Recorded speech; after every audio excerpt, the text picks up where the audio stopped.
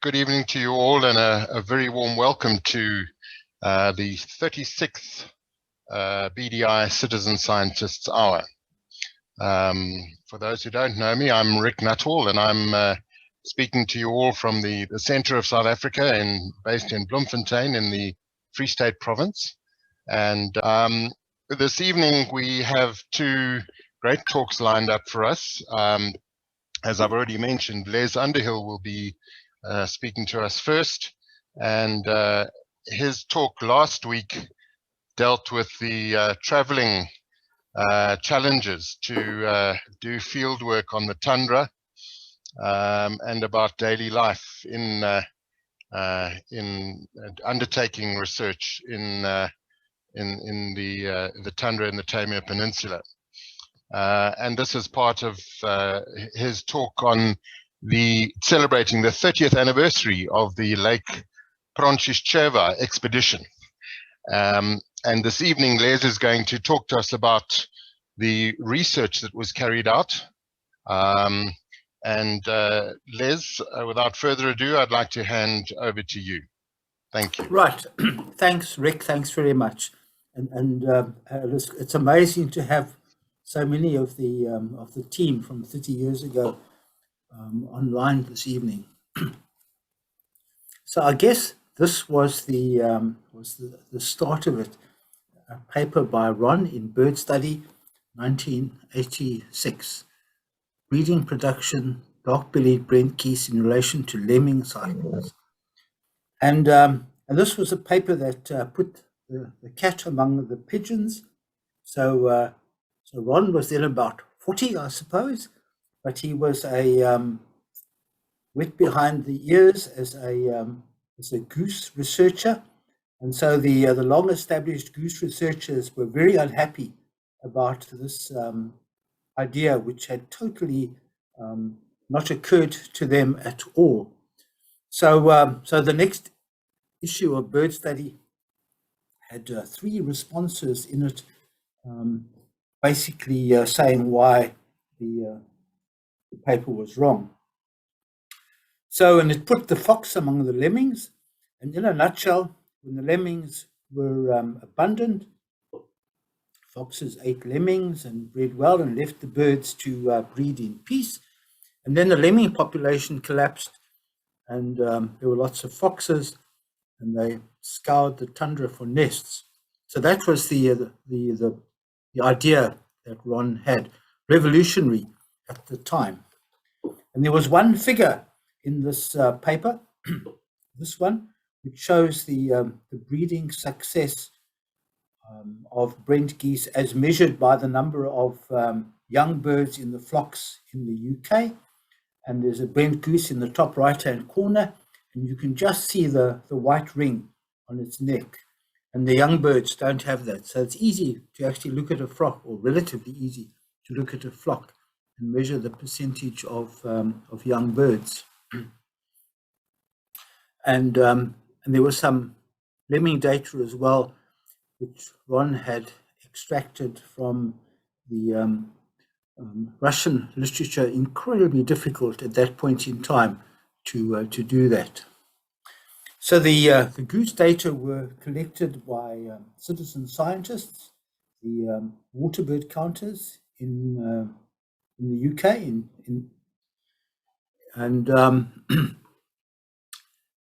so they'd been counting the proportions of these different neck-collared birds, little white collar without the little white collar in the flocks, all the way back to 1954. And the lemming data was collected by people that I'd like to call job scientists. They were hunters, and they had just given 4 categories to lemming abundance in those years as part of their hunting reports as to why they were getting lots of foxes, only little numbers of foxes. And you can see a pattern that goes up and down.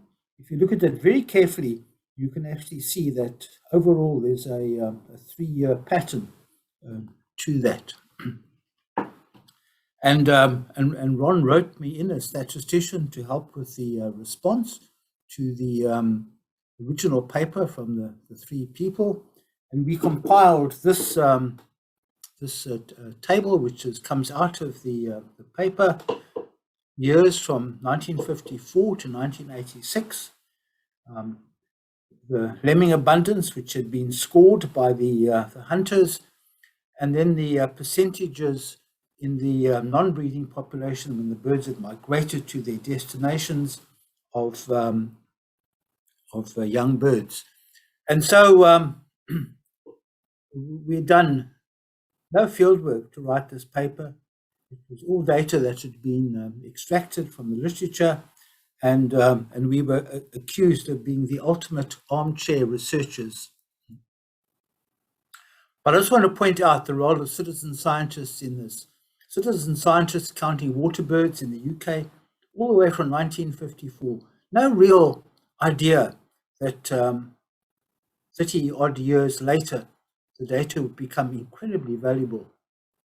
And then the Sanderling and Curlew Sandpiper data is collected by bird ringers, once again, citizen scientists operating at Langebaan Lagoon in South Africa. And the final column is based on counts of waders. So it's citizen scientists who count water birds. And if you look in the lemming column, I've put little red dots against the times when it says large. And if you look carefully, you'll see that they come at 3-year intervals. And then I've made two lines all the way across, grayish lines. And you'll see that in those lines, 2 years in a row, all the figures are high, and then there are other years where it's all low, 2 years or a year in a time across all species. And if you take this first column, or the column of Brent geese, percentage young birds, column that starts 40.5, and you plot it as a histogram, it looks like this. And I've had to teach histograms to first-year stats students for most of my life. And for most data sets, you get the histogram goes up and then it goes down. It might go up and down symmetrically, or it might be skew. So histograms like this are as rare as rocking horse droppings. It's bimodal. It has two peaks. And the astonishing thing is that over those 33 years, there was never a year in which the breeding success was between 15% and 20%, this piece over here. And that's amazing, that's rare.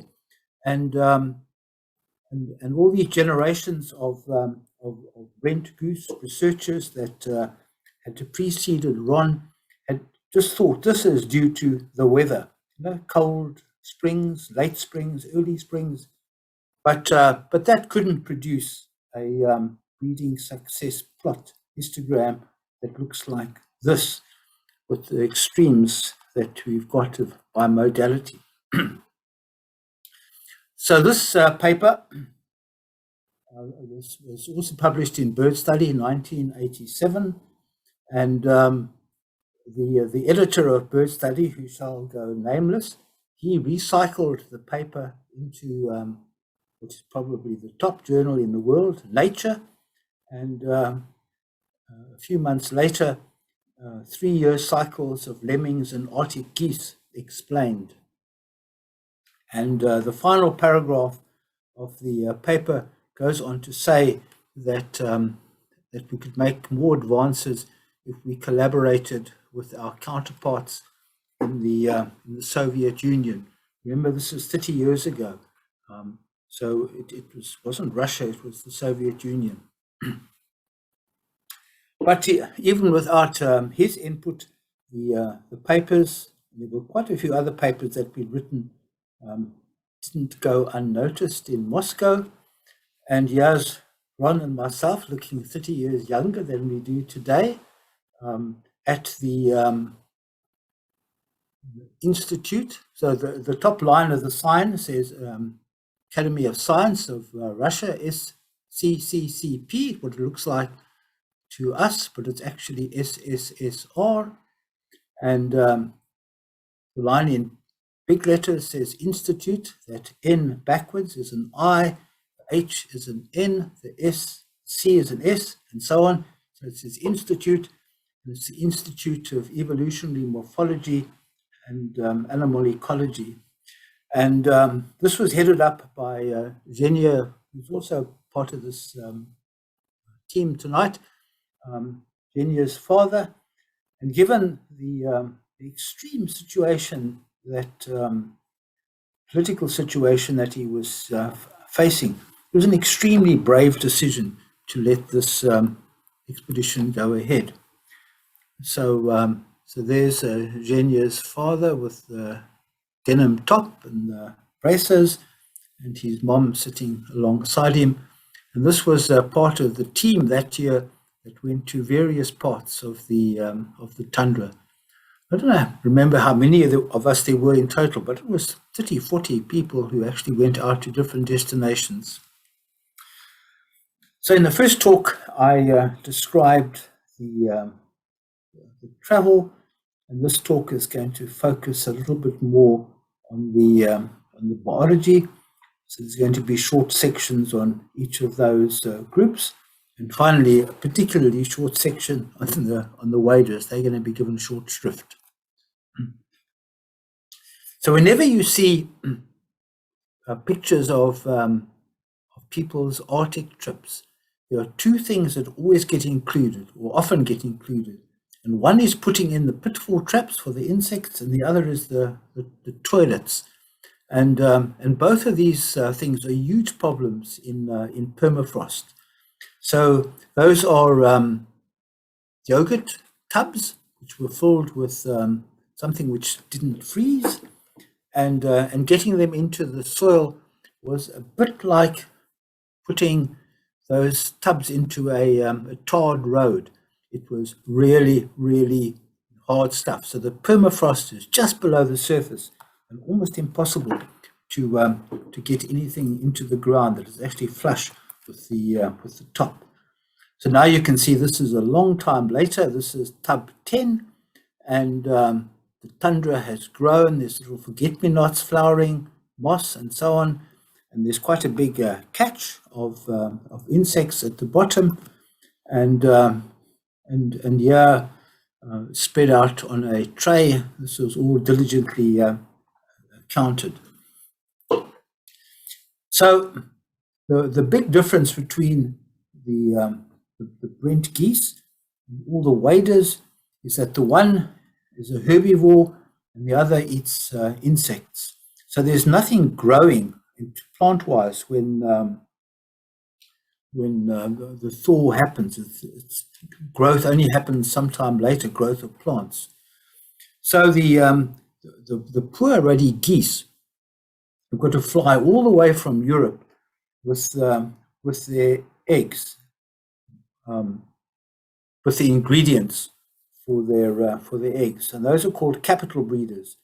So the waders, by contrast, actually eat the insects and stuff that are there right from when we first arrived. So there was food for the waders to actually make their eggs out of. So the waders and the geese are totally different, right? In terms of what they eat. The geese are flying to Europe. The waders were flying to South Africa. Totally different migration routes, totally different destinations. So if these breeding successes of all these species were in sync, it had to be something that was happening on the breeding grounds. So this is the little beast that drives the whole system. It's a lemming, and this is a lemming just at the start of the thaw. And this is the way they've been living through the winter, in these burrows just above the ground, and snow piled up overhead of them, and little runnels. And then they move to new places, drier places, to find new homes. And there's a lot of movement of lemmings at this time during the thaw. And they're not committing suicide, mass movements. They're actually looking for new homes. So the lemmings run something like this. Every now and again, it's autumn. Everything is lush and green, and the lemmings get together on the last day of the summer before the long night comes, because it's 24 hours dark in there, and under the snow, they breed enthusiastically. So above them, outside, it's pretty miserable, but at the level where they're living, it's for them at least pretty comfortable.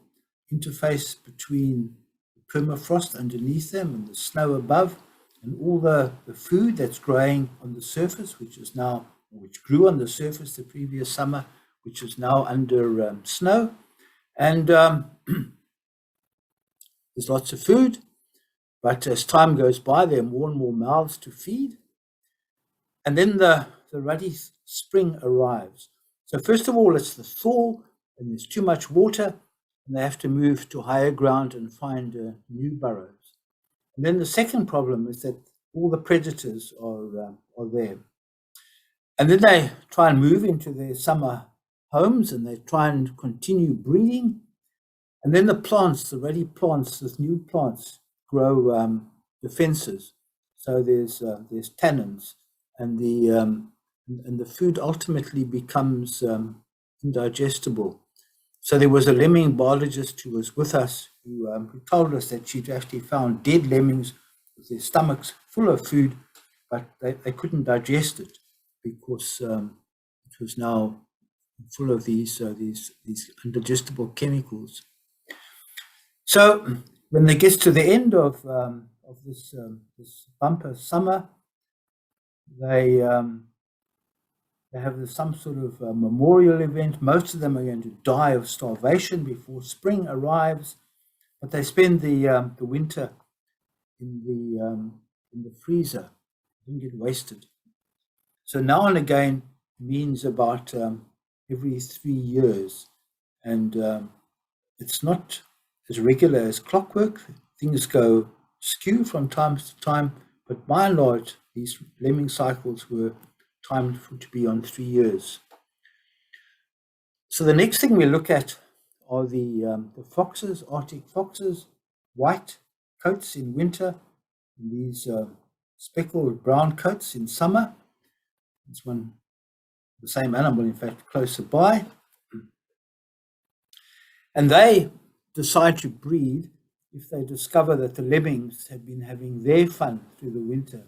So they have big litters, life is good, lemmings are easy to catch, don't have to travel far for a meal, you don't have to mess with the birds, so the birds can breed in peace.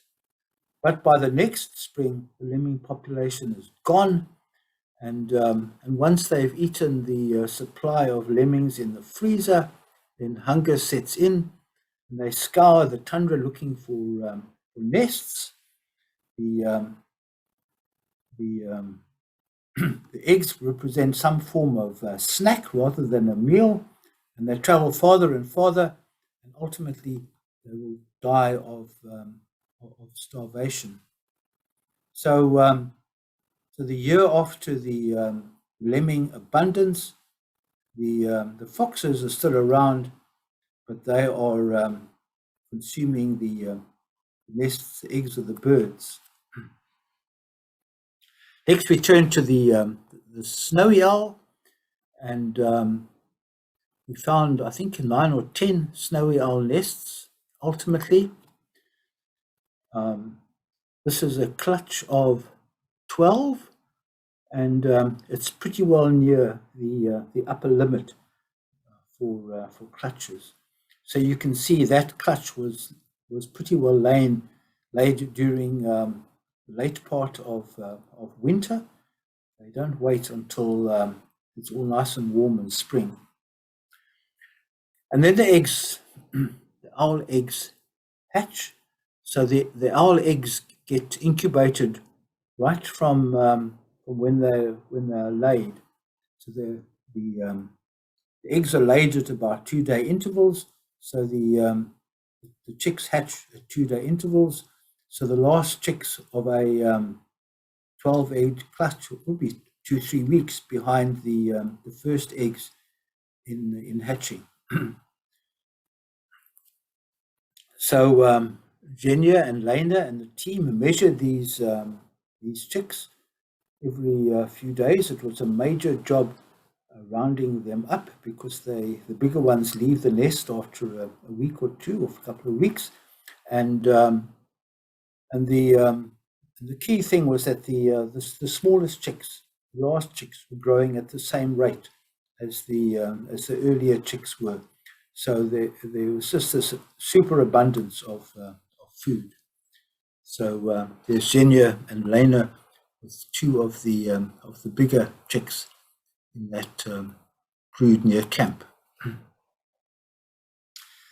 So there's a nest, snowy owl nest, and Ron is weighing and measuring the eggs. Big clutches. Incubation starts with the first egg, and if there aren't many lemmings, or the lemming abundance decreases during summer, then the last ones don't get fed. They are far more mobile than the foxes. They're migratory, so if there are no lemmings, they just move away and don't breed.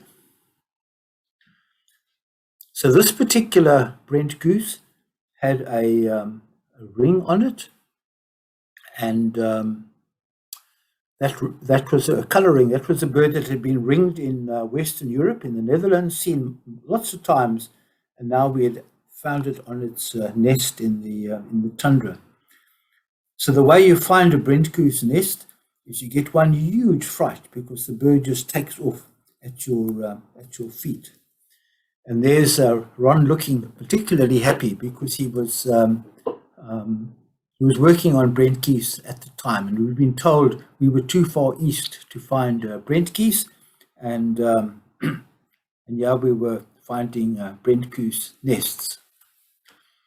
When these photos came back from being developed, the slides, this is what we saw. So this is when we found the snowy owl nest, and there on the little snow-free patch at the back are birds that we didn't actually see at the time. There's two Brent geese there, and those Brent geese were the ones that nested. They nested right there. So here we are. I'm back at the snowy owl nest, and Ron is working on the eggs at the Brent goose nest when we eventually found it.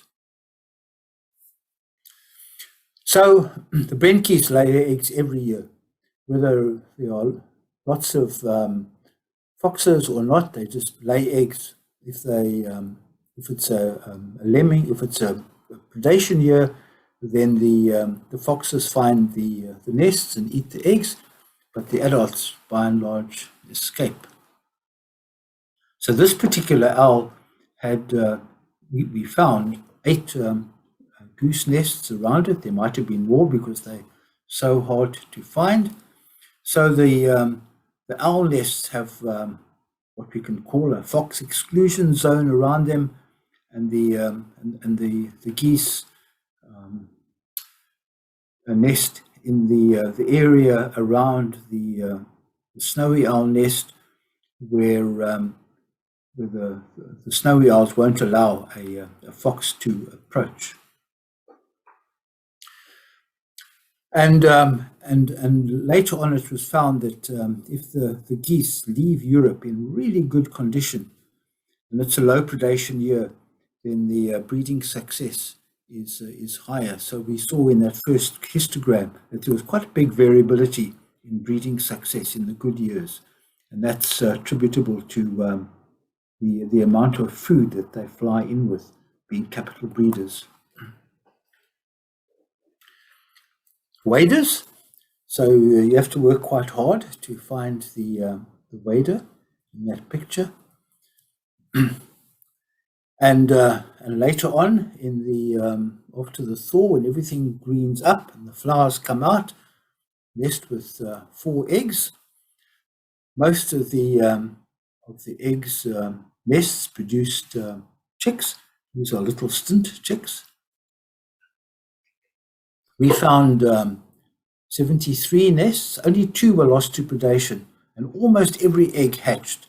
So you can do the arithmetic, and the probability that a nest survives from laying to hatching was, in our year, 95%.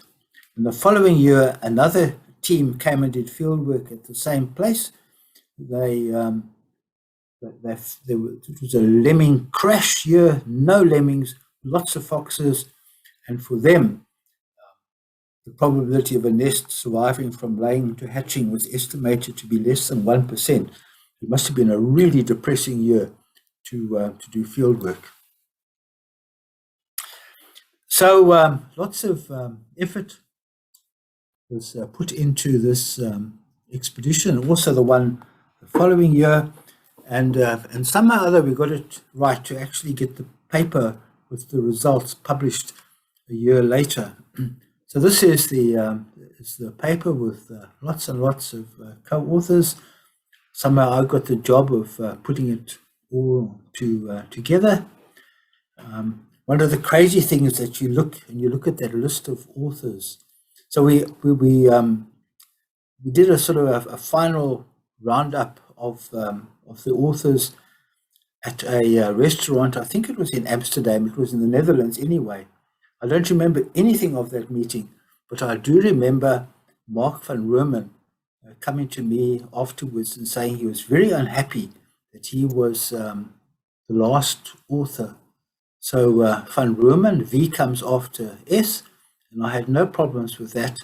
But he pointed out that van Roomen should be alphabetized as R. So there's Mark van Roomen in the sort of middle of the list of authors. So one thing you need to know if you go to the Netherlands, if you want to look up Mark van Roomen's telephone number, you don't look it up under V, you look it up under R. So anyhow, we got the paper out, I think, pretty quickly. So here are some of the loose ends. Why 3 years, not 2 years, as one might expect? So the plant defenses slowly fade. So it takes 2 years before there's a year in which winter comes and the plants are actually good to eat and drive the winter breeding season of the lemmings. And the comparison with North America was quite difficult, and the North Americans didn't really believe what Ron's idea. But the reality is that North America, the tundra there is split up into quite small subsections, and even though there are cycles of the small mammal cycles, they're split up by the mountain ranges. In comparison, the Siberian tundra is so flat, and the foxes are able to move huge distances to maintain synchronization of the cycles. And so we must point out that the wader data for that 1987 paper were collected at Langebaan Lagoon. And so I think it's absolutely amazing that the lemming cycles in Siberia can, or at least could, be observed at the southern tip of Africa. And global warming has impacted this part of the planet, worst of all, tundra. And so the whole cycles are not operating in the same way as they did 3 decades ago. And so the migrants only fly as far south as they need to find a space to spend the northern winter. And so places like Langebaan have actually had extreme changes in abundance of waders. So there's a huge decrease in waders at Langebaan Lagoon. as a result of global warming. So, thank you very much for your attention. Thanks. I'm grateful for the opportunity to share stuff that happened 30 years ago. And I'm grateful to all of you who've listened, and grateful especially to people like Ron and Robert and Zenia and Lena, who actually, I hope, have enjoyed reliving some of these experiences. Thank you. Thanks, Rick. Thank you very much, Les, for a fascinating insight into predator-prey relationships. And yeah, I remember, studying this at university, and it's just fascinating to see things actually happening and being documented as such. So thank you very much indeed. Jonathan asks, how large is the fox exclusion zone, and how do the geese know?